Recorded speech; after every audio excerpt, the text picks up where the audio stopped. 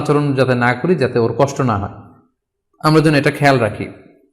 বিশেষ করে জবাই করার আগে পশুকে ভালোভাবে রশি দিয়ে বেঁধে নেয়া এবং ছুরিটা যেই ছুরি দিয়ে জবাই করা হবে সেটা খুব ধারালো থাকা। আল্লাহ রাসূল সাল্লাল্লাহু আলাইহি ওয়াসাল্লাম কিন্তু এই দিক নির্দেশনা আমাদেরকে দিয়েছেন। সুবহানাল্লাহ। ইসলাম যে কতটা চেক অ্যান্ড ব্যালেন্স, কতটা ভারসাম্যপূর্ণ জীবন বিধান। আল্লাহ রাসূল সাল্লাল্লাহু আলাইহি ওয়াসাল্লাম সহিহ মুসলিমের বর্ণনায় তিনি বলছেন, ইযা যাবাহতুম ফাআহসিনুয যিবহা, তোমরা যখন জবাই করবে সেখানেও তোমরা ইহসান করো। কেননা আল্লাহ তাআলা সব জায়গায় ইহসানকে অবধারিত করেছেন। আমরা জীবনে যাই করব না কেন সেটা ইহসানের সাথে করতে হবে। তো পশুটাকে কিন্তু আমি জবাই করব, স্লটার করব।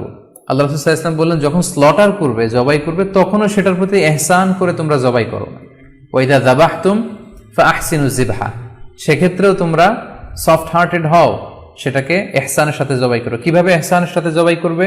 ওয়ালিয়ুহিদ্দা আহাদুকুম শাফরাতাহু ওয়ালিয়ুরিহ যাবিহাতাহু, তোমরা তোমাদের ছুরিটা খুব বেশি করে ধারালো করে নাও, যাতে করে খুব স্মুথলি স্লটারিংটা হয়ে যায়, খুব স্মুথলি কুরবানিটা তাড়াতাড়ি হয়ে যায়, যাতে প্রাণীটার কষ্ট না হয়।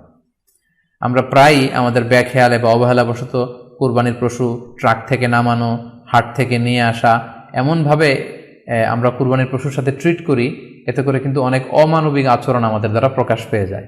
সো আমরা যদিও এটাকে জবাই করবো, আমরা যেন ইহসানের সাথে জবাই করি, এই বিষয়টা যেন আমরা খেয়াল রাখি।